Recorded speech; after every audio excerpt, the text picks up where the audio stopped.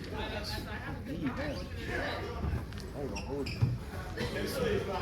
should have had 400 yards in there. We said it was damn near the same first matter. Doesn't matter. Get paid more too. In there. Unless you don't want to, of course, because I'm going to decide for you. Big beast. Oh. All right. Oh. All right. Damn, nice suit, bro. Good evening, everyone. We have head coach Jim Fleming, defensive lineman Case Mankins, quarterback Devin, Farrell, and wide receiver Marquis, Buchanan. We'll start off with a statement from coach, and then you guys can just jump right into your questions. Well, I take this little sheet out on the field with you because, you know, in terms of trying to remember all the things that happen in a football game, it's nearly impossible for me. That's probably some guidance on my intelligence or lack thereof. But, you know, went in at halftime, and it's a 3-point football game, and our kids have been in, and I can't say our kids have been in that situation. It's a new team. We got a bunch of new dudes. And we, you know, came down the field the first drive, and you saw how easy it was to score, which is sometimes the worst thing that can possibly happen.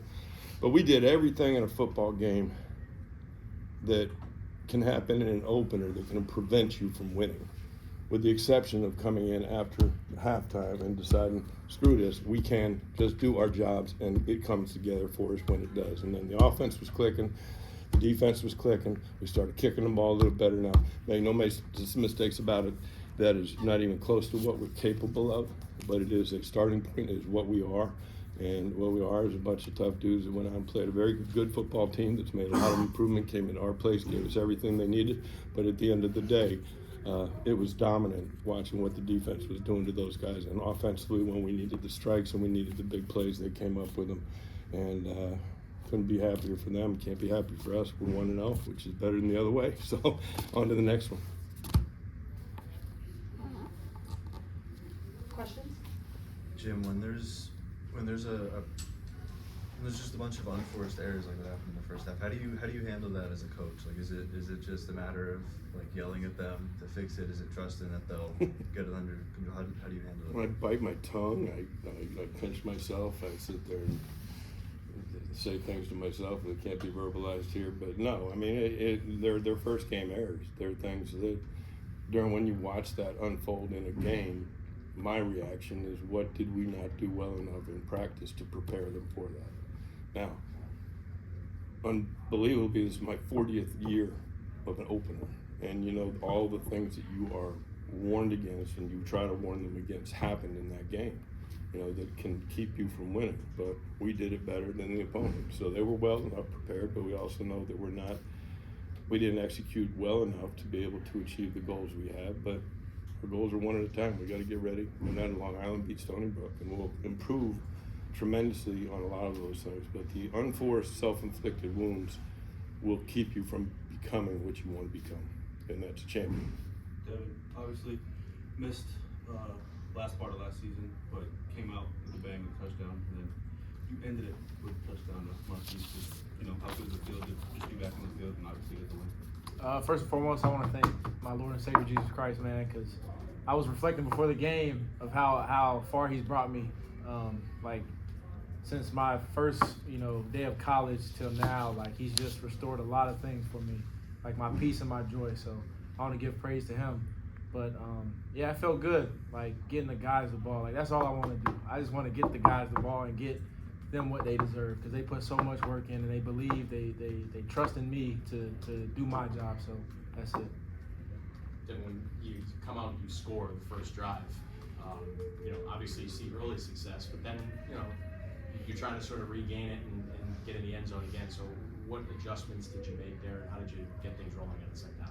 I think just trusting, God. That's it. Like, I'm out there praying. I said this last year. Like, I literally pray on the field. I talk to God on the field, and He keeps me level.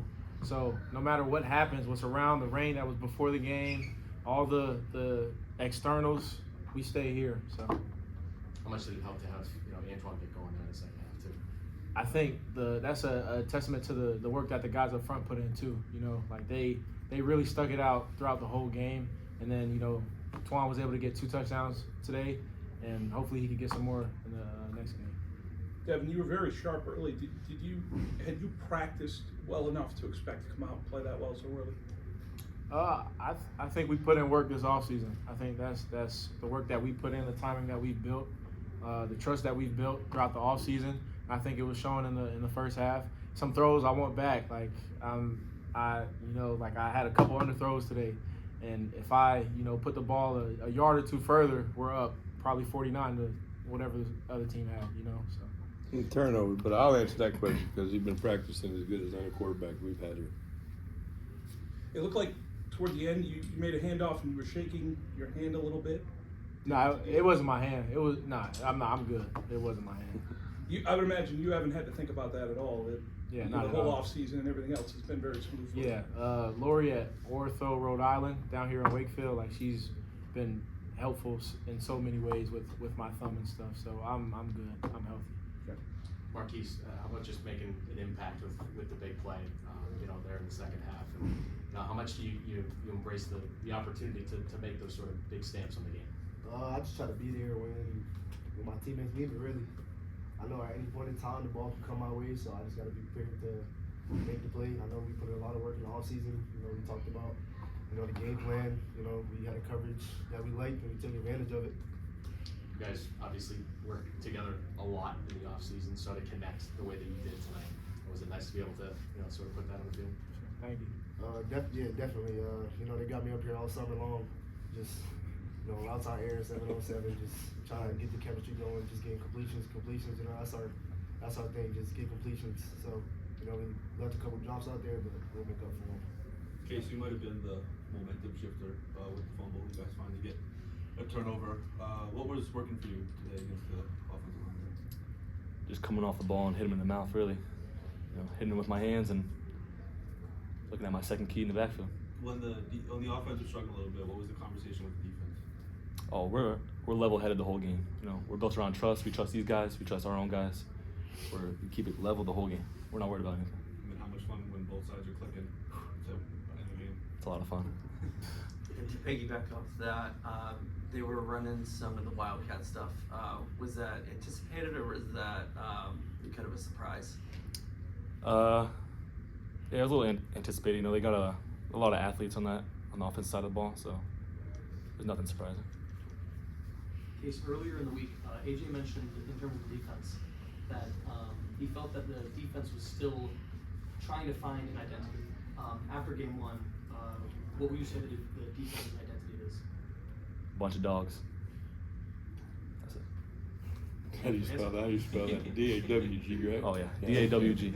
All right. You talked about just the way the defense stepped up, especially in that second half. Yeah. I know throughout the course of the game, a lot of sudden change situations, the defense was thrown in there.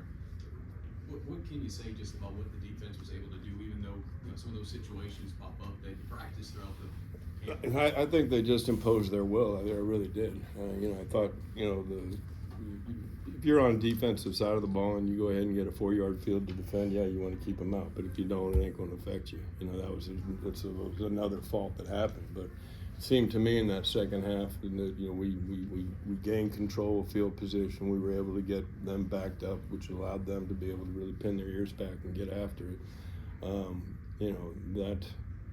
That group, as he said, it's a bunch of dogs. I mean, there's a lot of no-names out there that no one's ever heard about that came in here and fought for positions before even thinking about getting out on the field. And I saw some things in the secondary that I hadn't seen a whole bunch. I saw some guys who make some really good plays. I see, Rohan Davey, I see him as a menace to society, at the end of it. But it was at the end of the game. I mean, I would not want to have been that quarterback. I think that they have a leader as a coach there that has a very good feel for the game, and we've got enough tools to be able to utilize those in the right situations. And I thought they just came on out and said, all right, enough's enough, and you're not getting anything. That's kind of what it looked like in the second half. I was really proud of how they came together in that second half. Jim, just in terms of your defensive front, you don't have like a prototypical 2-gap run stuff tackle like Neil was for so long. So I want to just schematically or personnel-wise, how you guys are approaching it this year. I mean, the schematic stuff is all very similar to what we've done in the past. The people have changed. I think there's a great credit to Marcel Lazard, the defensive line coach. He came to me before the game and he said, "Hey, coach, we're going into this game with about 2.5 scholarship linemen, offensive, defensive linemen, and that don't matter for us whether you're scholarship or not. But you got a guy like Tosin Eklund-Surratt that came in and stepped up in a big time way. I think he got a sack, didn't he? Yeah. I think you look at Kareem Wilson, who we held out of the game because he messed his shoulder up 2 weeks ago. You're missing the stalwart there. But you got this guy, and he's a guy that, is a monster. He is similar to the ones we've had in the past. It's tough. We've got a lot of kids that are in there that haven't had a lot of snaps, but it seemed to me, and I'm looking forward to see the tape, that we always talk about dying in your gap, and it seemed like they did that. And it all starts from what he just said, which is the ability for a guy to come off the ball and deliver a powerful strike and be able to win that initial battle. And I don't know. Shoot, you remember the old Miami Dolphins way back when? They call them the no-name defense. I mean, that's all good with me. They played hard, and we're going to continue to get better, and we get healthy, and we get some guys back. So, really looking forward to seeing what can become of that. Case, you were the constant guy on the inside. I wonder how you approach playing with maybe 3 or 4 different guys at the other 3 technique. I love playing with anybody on the defensive line. I trust them with my whole heart. These guys are the work we do in practice. We want to go to the game. I don't even worry about anything else. I trust them with everything. Marquis, can you explain that celebration for those that may not know? My cousin had sent me a celebration. I just completely went out. He sent me a celebration. I'm like, all right, if I score, I'll do it. So I make sure I get the flag. Didn't get one, so. Which one was it? I scored. I didn't see it. I saw you do this. I saw you shake the dude and then take a while to get in there, and I was going to say, I have to talk to you about that. I knew that was coming. No, I didn't see the There's celebration. another one in there. Was it good? Nah, it was good. I thought it was pretty good. You want to give him an A? I'll give him an 8. Oh, an 8? Yeah. All right, well, you give me 15. Explanation, he said. If he gets me 15 yards from a 10 next time, that's a real problem. Marquis, the touchdown play was on. You were in the slot and released outside. Was that something that you guys were holding maybe until that spot, or was it something that you guys had in practice that you knew might work? I mean, we didn't really hold it. They had given us a different coverage that they haven't given us all game. So me and Dev kind of just made the eye contact and took advantage of what they gave us. And we also had an opportunity early on in the game, same look, and I underthrew him, so we could have had 2 of those today. We'll get better. Devin, this win was very reminiscent of a year ago when you guys would always go down and then end up making a 4th quarter comeback. What is it when you guys go down that leads to you playing better, the whole team? I think it's the trust in each other. Like, we've been here before. We've put in the work, so, like I said earlier, all the external factors don't really matter. This is about us at the end of the day, what we are doing on the field. And we feel like we can come back from any deficit. We feel like we can sustain any type of lead. Like, we just have ultimate trust in each other. Jimmy, you said the other day you weren't going to celebrate last year's team. You were going to kick it off and move on to this year. You still have the championship ethos. It looks like that culture is still there. Just how nice is it as a coach to know that if your guys get pushed a little bit, that they will respond. I mean, that's the game. I mean, we talk about it, forever and for always. It's never going to be easy. Every opponent has scholarship players, and everybody's going to practice, and they'll be prepared. And you got to withstand the down moments. That if you keep grinding, good things will happen. Sometimes they don't, and you end up losing a football game, and you'd be really sick to your stomach if you thrown this one away. But we went out this game, and I challenged everybody to start fast. And if I'm not wrong, we started fast as hell.